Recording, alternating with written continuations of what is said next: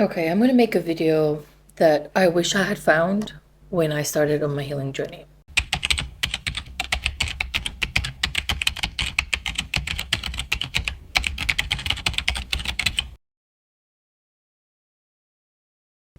If I'm being honest, I started my healing journey very early on because when I was 17, I had bought a book about how to do hypnotherapy and how to change. I always wanted to change, and it was more like I wanted to change something about myself because I was attached to a very perfect version of myself that would be worthy of the things that I wanted to enjoy, not knowing at the time that that was essentially me perpetuating a cycle of conditionality upon whether I would receive love or not. So I was almost agreeing with the narrative that was instilled in my mind through my upbringing that unless I was perfect, I didn't deserve love. So I went into this cycle of self abuse, technically chasing perfection.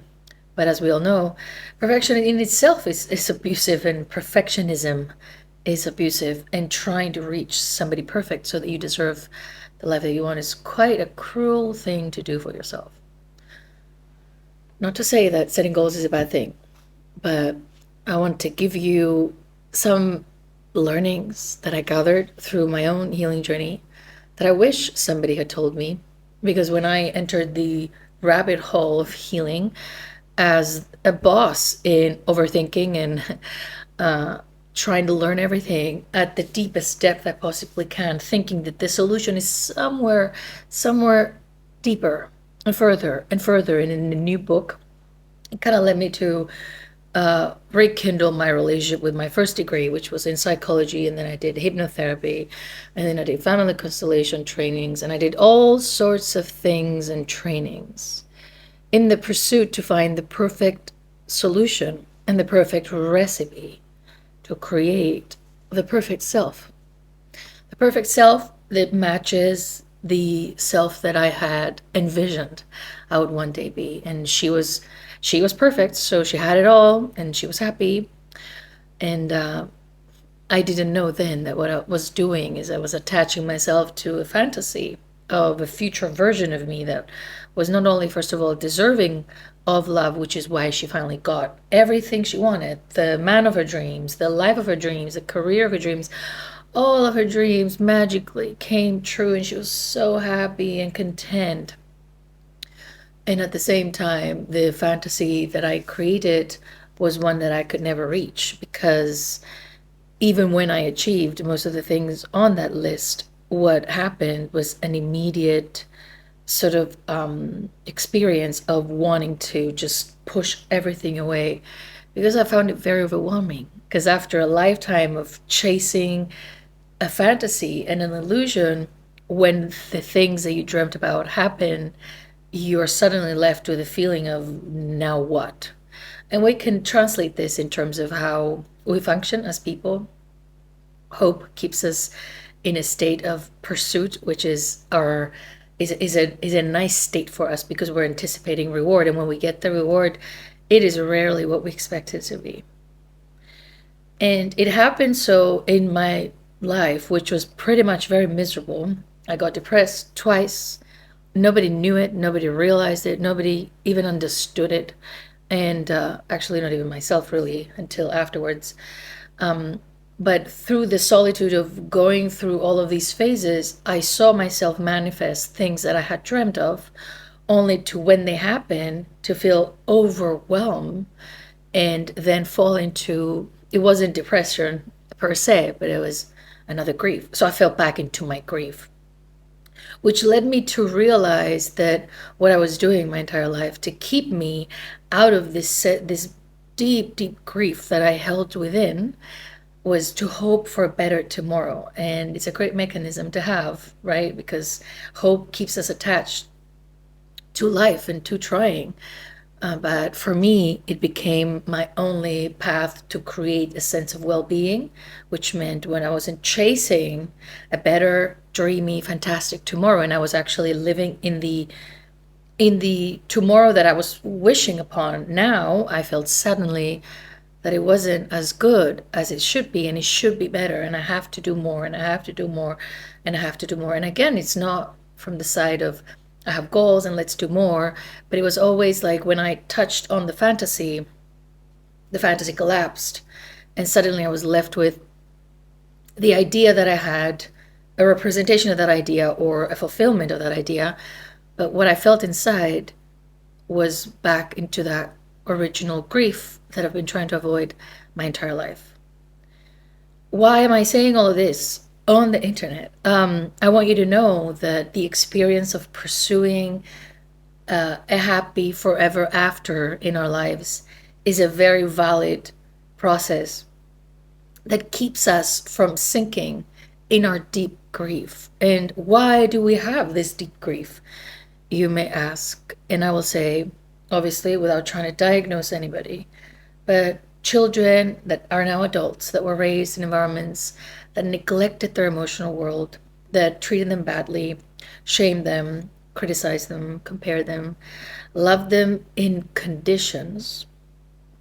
These children tend to hold a lot of grief because there's a lot of continuous disappointment in our childhood that remains unprocessed and undigested. And every time we're failed, every time we're sad, every time we're disappointed, since nobody's really interested in our inner world, we do not know who to turn to.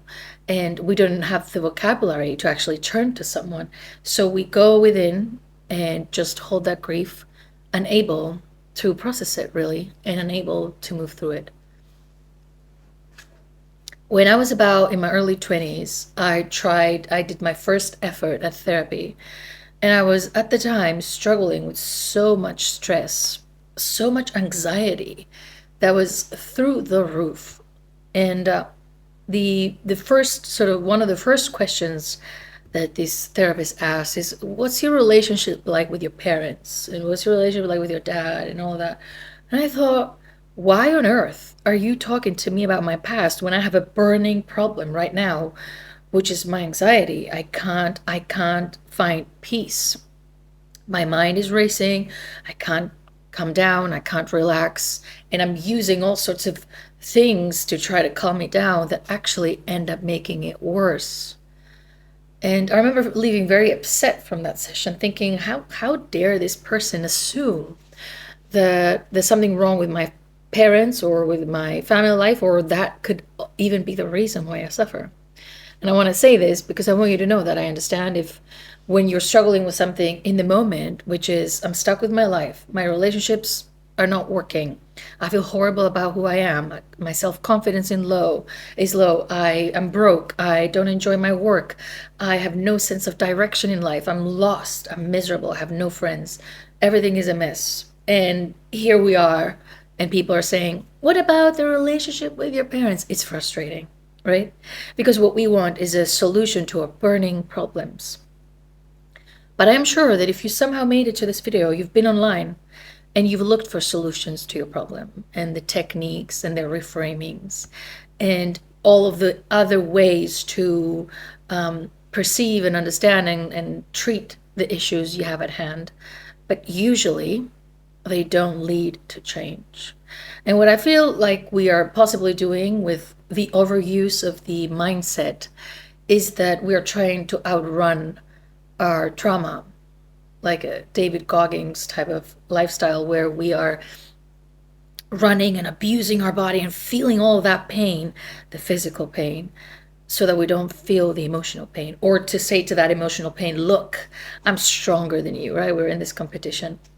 And this is one path, right? Many people will choose that type of lifestyle where they're inflicting harm on their body or they're doing something with their mindset to outthink their trauma. But in my experience, that never became possible.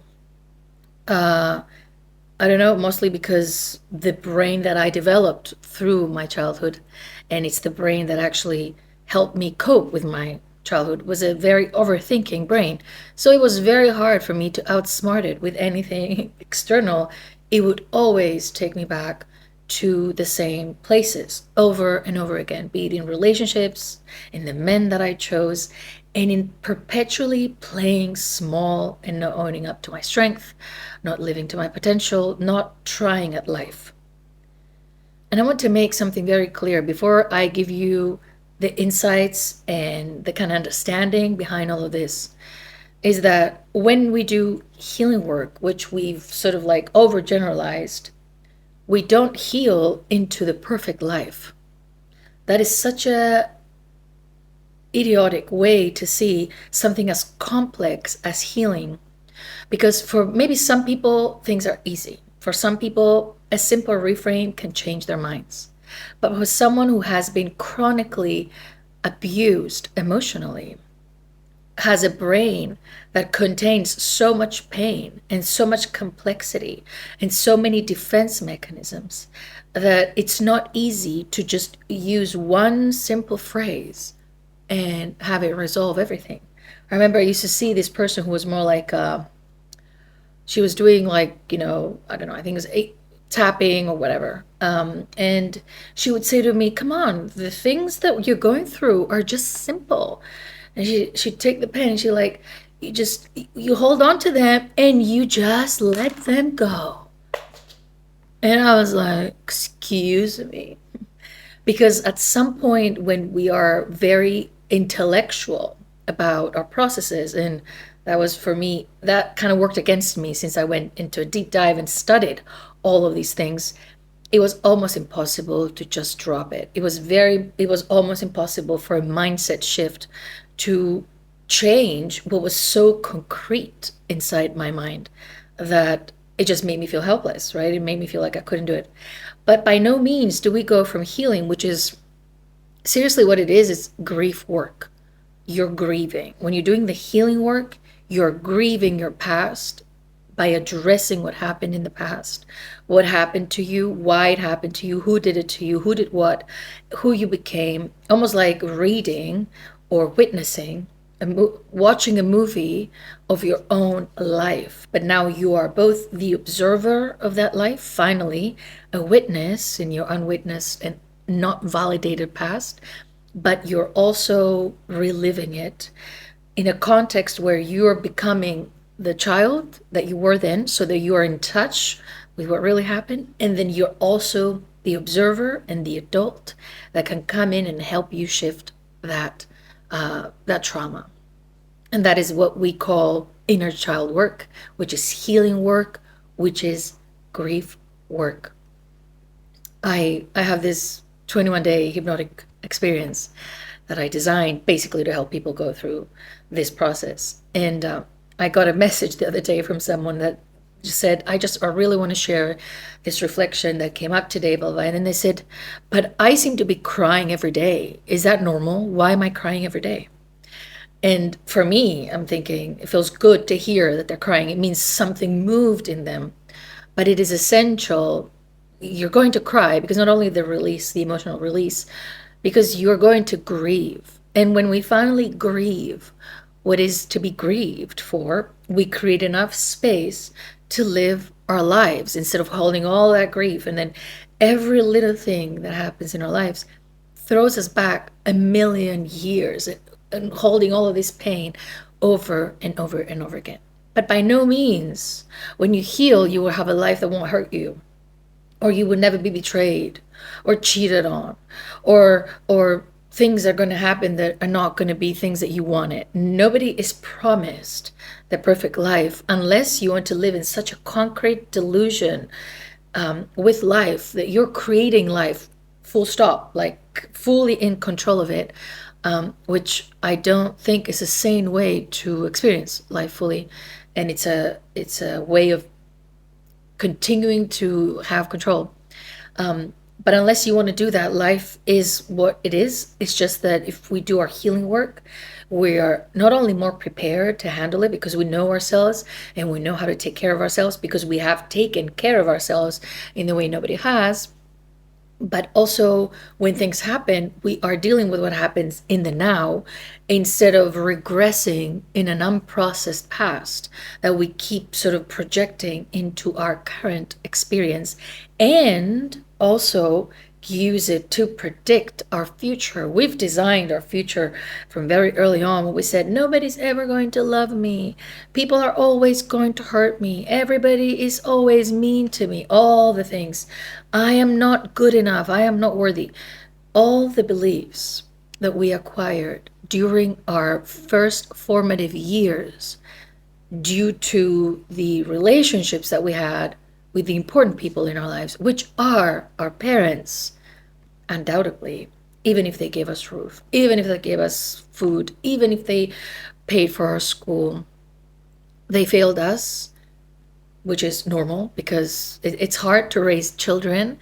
But some of these parents failed us monumentally, consistently, repeatedly, and with no remorse or empathy. So being in the receiver end of so much trauma daily, even if it's small, but all these added daily events, living in environments that are so abusive, eventually leaves you scarred.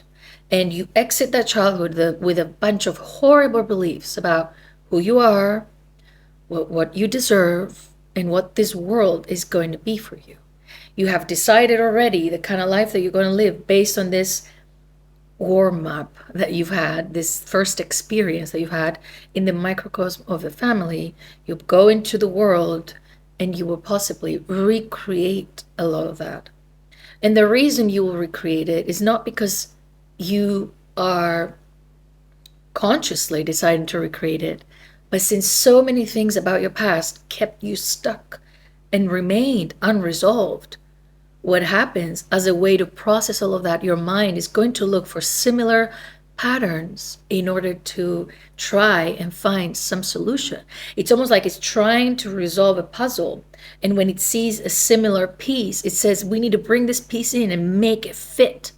But every one of those pieces is just like the mess of the past. We're bringing in people in our future that are just like the people of our past, that have hurt us, have betrayed us, have abused us, and then we want to do it again and try again because we want a different result. We want a different result for the past. So basically, we're living our current life arguing with a past that is long gone and done with new people that are actually adding to our existing pain and solidifying further our horrible beliefs about ourselves, what we deserve in the world, because they end up doing the same thing. And we end up processing everything through that same mindset of that child that said, everybody does this to me. It's because I'm not good enough. It's because I'm unworthy. Because of how we regress into the past. And so we live our current lives with the mindset of a child, but not with the hopeful mindset of a child and the curiosity, with the limited awareness to understand that what is happening externally is not a reflection of our worth, or we do not deserve it just because it's happening to us. That at some point we have no control over what people are doing to us, but we have agency and power to remove ourselves from situations that aren't safe. And that we do not have to make people who are horrible to us suddenly be kind to us because we will have somehow won a battle that we lost in the past. Because a lot of us grieve the fact that we couldn't make our parent, it's usually one parent's love that we struggled for, that we could never make them love us. And we go on this lifelong pursuit to turn someone like our parent into loving us so that we can feel relief. And that relief will mean that we will finally, in that moment, say, oh, now I can love myself. So if we're doing all of these processes, supposedly to earn the love that we didn't get in the past by some random strangers, but in reality, what we're trying to process is, how do I find love for myself if nobody externally ever gives it to me? Because in the mindset of a child, it is impossible for us to create something out of nothing, because we need the mirroring of the external world to tell us what we are, who we are, and what we're worth. So you can understand now that, of course, if we're battling with all of this drama constantly, moving on in life and progressing in a way that feels good and fulfilling for us is almost impossible, because we're in this constant conflict with our past, and also with the fact that we don't believe to be worthy of all the things that we as adults want to pursue, or we're also afraid of these things. Because if these things were to happen to and for us, we would have to argue, we would have to face a very different idea than the one that we have for ourselves. It doesn't match what we believe we deserve. And there's a lot of things about our life that we can't control. And I want you to remember that. And every time you fall into the loop and the trap, that you can actually fully control your life. And I'm not saying this so that you can feel helpless. I'm saying this so that you don't go insane trying to control everything in life. But there's also a lot of things within ourselves, our mindset, our belief system, and what we focus on that we can most definitely control and change. We cannot control and change others externally, but we can work towards creating change for us internally, so that then we show up differently and create lives that are more aligned with what we want and not so aligned with what we went through in our past. So we will stop reliving our past. So this is why we're stuck, because we're constantly trying to correct a past that is long gone. And also the life that we're living is very aligned with what we believe we're worth, because it's based on the beliefs of the past.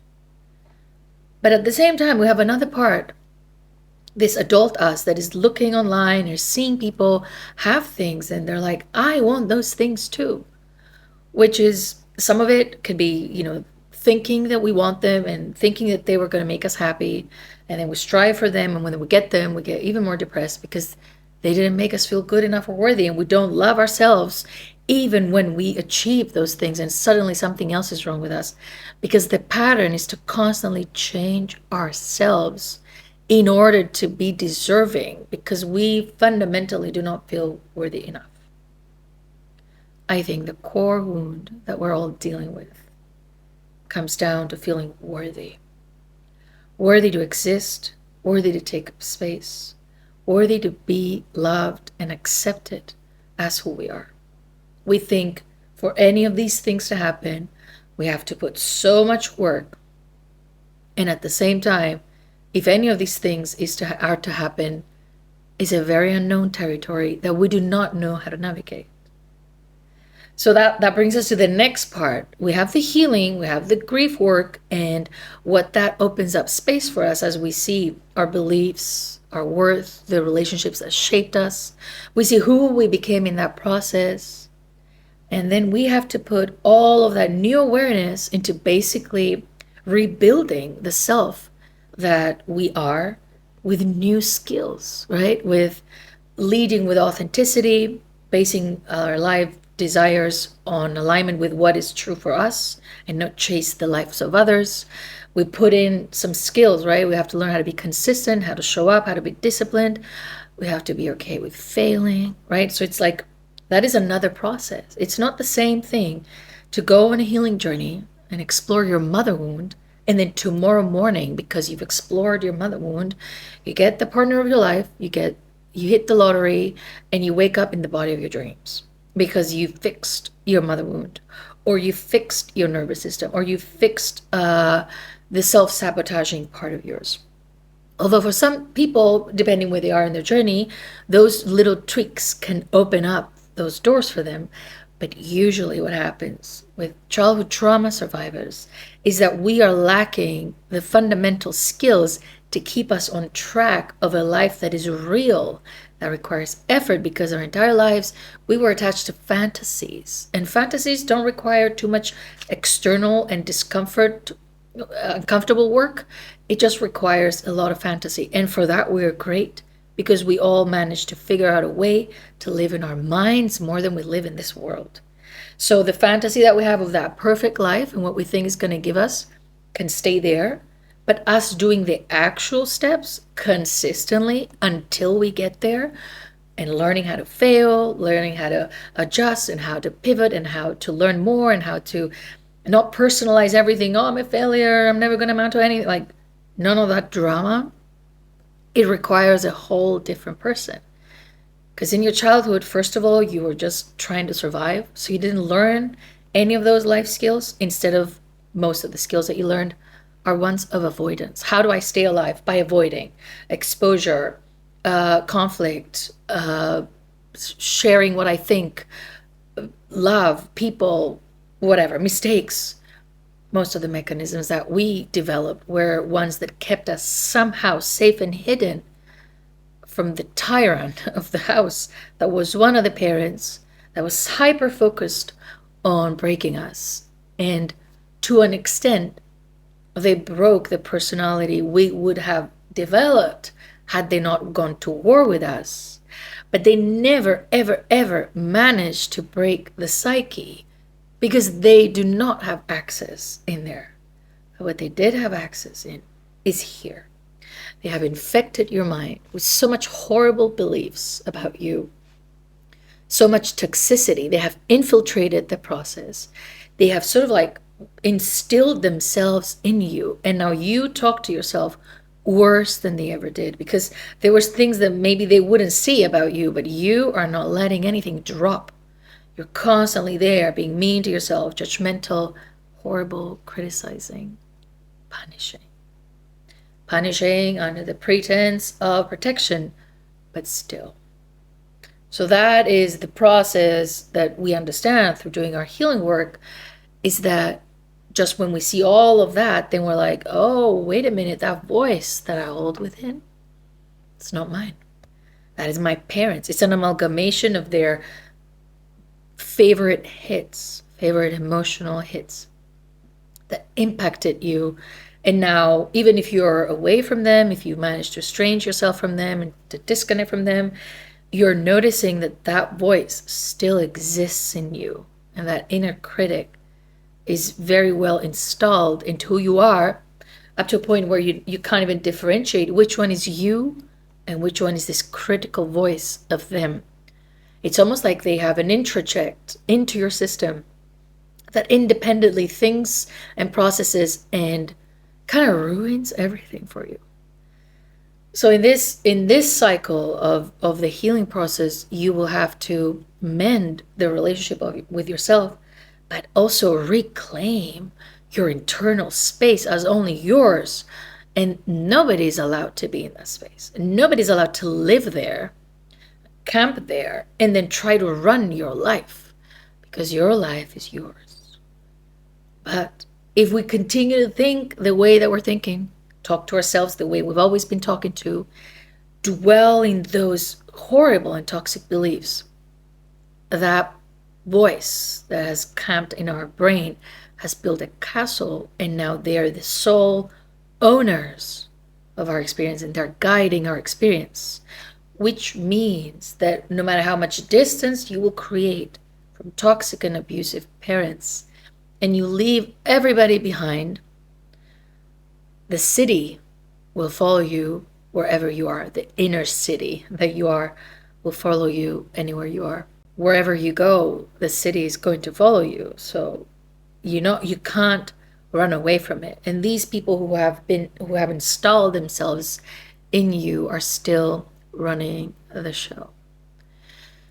Which means that when we do heal and we see things for what they are, and then we reclaim our mind, and then we recreate the person that we are, that is actually functional and able to do life the way we want and envision it, it's an act of rebellion. We're setting ourselves free from the toxic indoctrination of narcissistic homes that include a lot of patriarchal ideals in it. But let me keep this on the side and bring it up in another video, because it will get too much if I say all of it at once.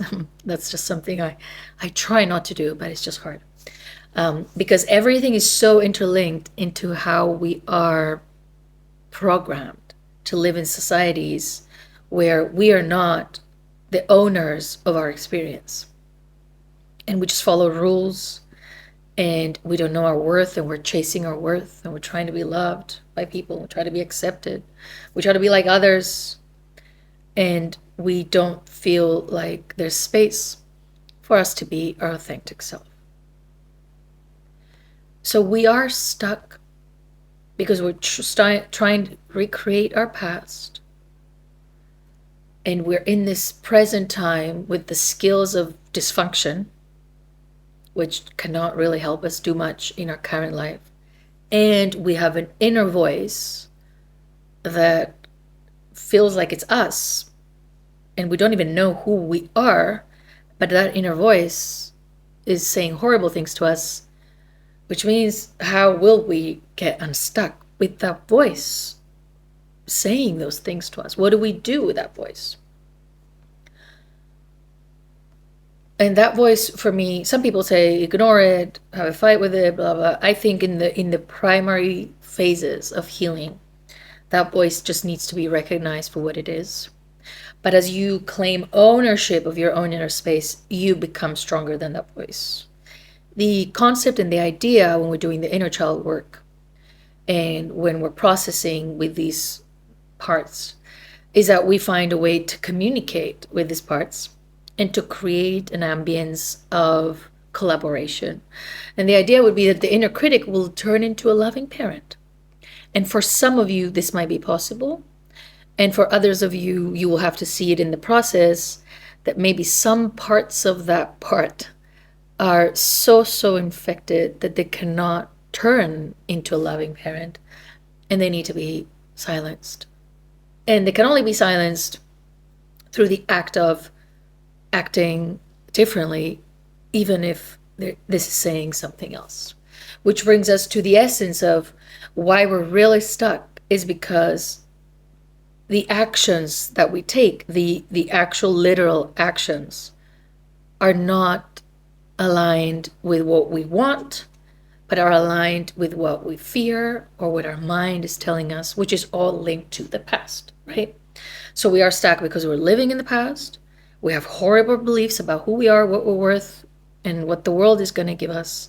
But we're also stuck because we are unable to do things over that are different than what we've always been doing, because we're being held back by this voice and the beliefs as a consequence. All of our internal world is just saying, just stay here, just stay here, just stay here. We have so many accumulated fears of living, and so we come into adulthood and we're already very fearful, which means that there are very few things that we will dare to do. So what happens? Our past, and as in essence, our recreation of our past in our presence, becomes the safest place to be, becomes our home. So stuckness and pursuing and dreaming of a new life becomes the pattern of our lives. And we know so many things. We're like, but I know about this, but I can't do it. I know about this, but I know about this, and I know about the other. And we learn and we learn and we intellectualize. And this is the path where we're starting to learn about trauma. We're reading all the books, we're looking, and we're all these videos, we know all the things. I'm learning this one more trick, one more thing. I'm going to learn one more thing and that thing, or I'm going to find that trauma. And we're on that hamster wheel that then becomes our lifestyle. And so we lead lives based on pursuing, but there's nowhere to go. It's like on a treadmill. And we're going and we're going, and we're like, I'm not getting to my destination. There's nowhere to go. You can feel like you're moving on a treadmill, but you can definitely put in steps and stuff, but you're not going anywhere. It's static. It's static movement. And at some point, we have to get off the treadmill and go out there and run in the difficult terrains of life with the strengths and the things that we learn doing it in that controlled environment of our constant effort.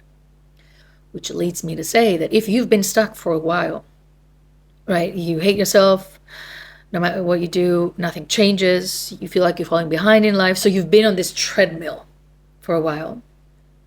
There's one thing for sure. You've gotten really strong on that treadmill. You just haven't used that strength out in the real world, out in the fields, out on the paths, out on the pavements, on hard soil, on different places. You just stayed in the controlled environment where you start and finish. You're in the same place, but you've had a good workout. You've had a good movement, but you went nowhere with it. Which means that if you've been stuck, and if you've been stuck, at least you know all of the reasons and all of the ways in which you've not been able to move forward. But you know all of the things about why and what happened. You know a lot. What we're needing now is for you to get off of that treadmill and to actually have life experiences in which you can use new skills. And it will be testing and it will be hard, but there's no way around it. I remember when I first I did one hypnosis with myself, the first hypnotic experience that I did, and I did it for myself. And I remember that right after I finished that session, something in me just completely shifted. And with the energy of that shift, it feels like my whole life changed. In those next few months, everything changed for me because of one thing that I became aware of in that hypnosis. It was really, really powerful, so powerful that it really just changed my life, which feels good to say, right? And I could be like, you know what, if you get the hypnosis, I'm going to sell it to you for, a lot of money in just one session, because that one session is going to change your life. But what was really happening for me is that I had done a lot of work, a lot of learning. I knew a lot of things. I realized what I wanted. I was just right before that door. And that awareness from the hypnosis opened me up to finally take these steps and the opportunities that otherwise I would just pretend it wasn't there. But all the years of stuckness and all of the reading and all of the learning was preparing me for that moment. So even if you've been stuck and you've been learning and you've been trying and it feels helpless and it feels like it was in vain, you have definitely acquired a lot of skills and a lot of knowledge. What you're needing now is enough awareness. And I always say it's like, you need two types of awareness. So you need the awareness of the past, and you need the awareness of what's happening in your current life. And then you act on the awareness of both of these things. And that's when you bring about change. That is how you get unstuck. It's not magic. Even if it looks like it's magic. If you think about it, I got my degree in psychology in 2007. And it took me about a decade, although I was doing a lot of things with my degree. But at some point I was like, enough. I'm not going to do anything with it. I'm done with it. I don't want to care, whatever.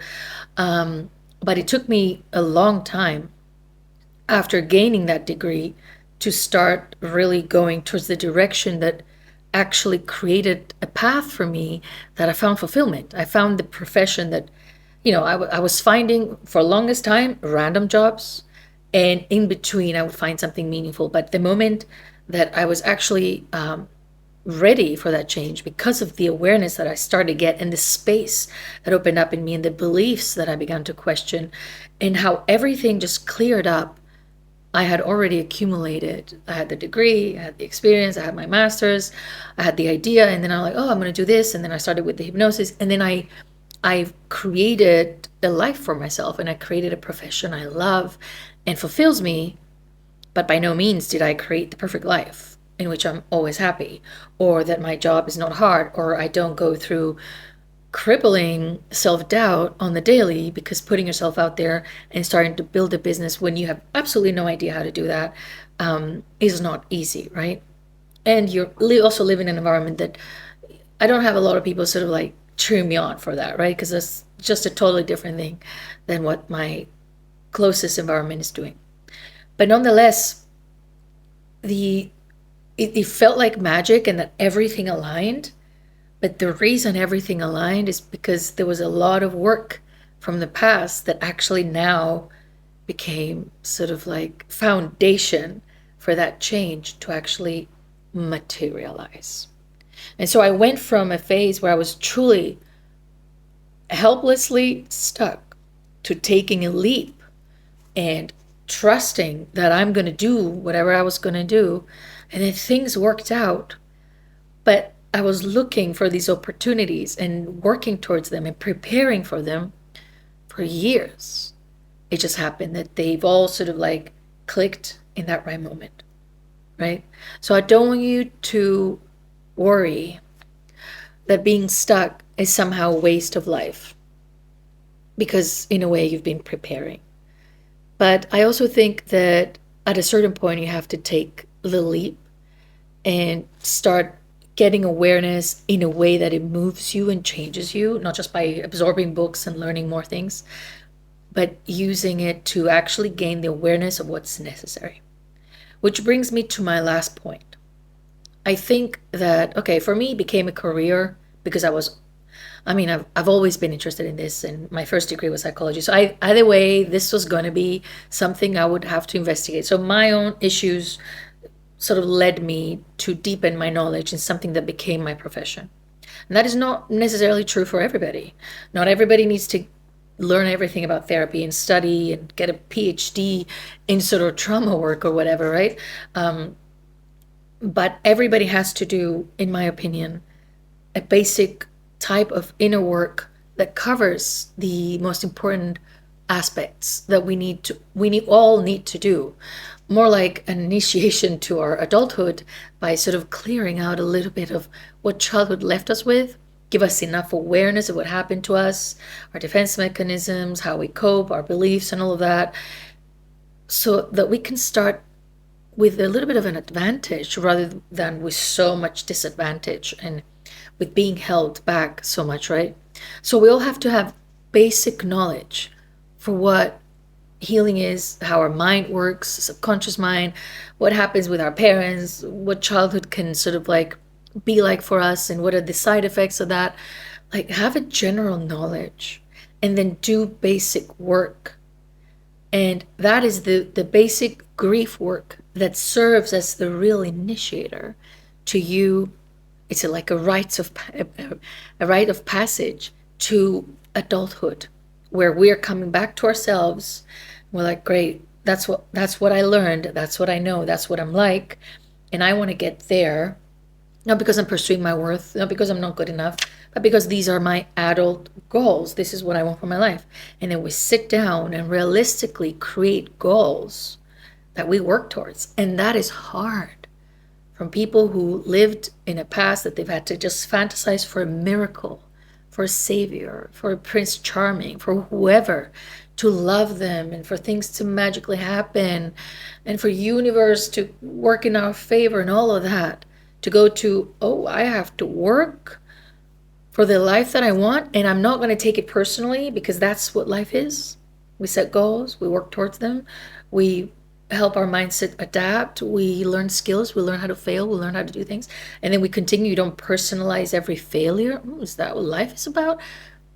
Possibly that, and being okay with dealing with life being life, right? Not being in this tight space of trying to control it. And for that, we require some self-trust and in ourselves, in terms of being able to cope, which we definitely gain when we deal with the heartbreak of our childhood. Because that heartbreak you may not be aware of it now. You may think you're heartbroken because of what somebody did to you now, or because somebody hurt you or left you or whatever. But when we really look back to see how small we were in terms of the capacity that we had to hold such huge failings, the grief was massive. And that's why we denied it. That's why we We forgot about it. That's why we're not connected with it. But it exists, it lives there. And so as we go back and re experience that grief, we expand our capacity to feel not only grief. We're not just preparing ourselves for grief, although life is going to give us enough grief, right? We start life being sad because our ice cream fell on the floor, and then we're sad for all those failings that we're trying to not remember. But then we are sad because our heart is broken, somebody betrays us, because we'll lose somebody we love, and then we'll lose life itself, right? So I could argue and say that life is a lifelong journey of holding as much grief as we can in a way that we can embrace it. And at the same time, with holding grief, we are creating space to hold other things, because we can't just pick and choose. I'm only going to feel happy, because if most of the things that are going to make us happy are immersed with a sense of grief that can come through losing them. There's no way we can experience the things that make us fully happy with sparing ourselves from the risk of loss and losing them, because nothing is secured, and life itself is not even secure, and that is the only certainty that we can sort of have in our minds always, right? So the more we grieve and the less we are avoiding to feel and experience that, the more we become open to living our lives, because we feel prepared and equipped to handle life for what is. And then we can possibly make those steps to remove ourselves from the stuckness, not by engaging in dream-like fantasies, but by putting ourselves in real life situations where we are working toward our goals from a place of maturity and feeling worthy and bravery and courage and skills. And we have skill set. A skill set we've acquired in our journey here. Kind of reminds me of how, we have these trials that the ancients were doing, and we read about it in mythology. There's like these things, these trials that we have to go through, not as a way to earn something or test, but life is that journey of, you have the trial of childhood, and then you have the trial of getting over the childhood, and then you have what adulthood is going to bring you, right? Your experiences with loss, with heartbreak, with knowing yourself, with separating from your parents, with becoming your own person.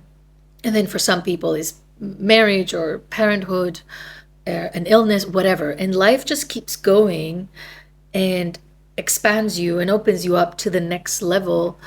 I don't think it's because there's some sort of magical someone saying you're going to go through these trials, but it's because that's the process of evolution and growth, right?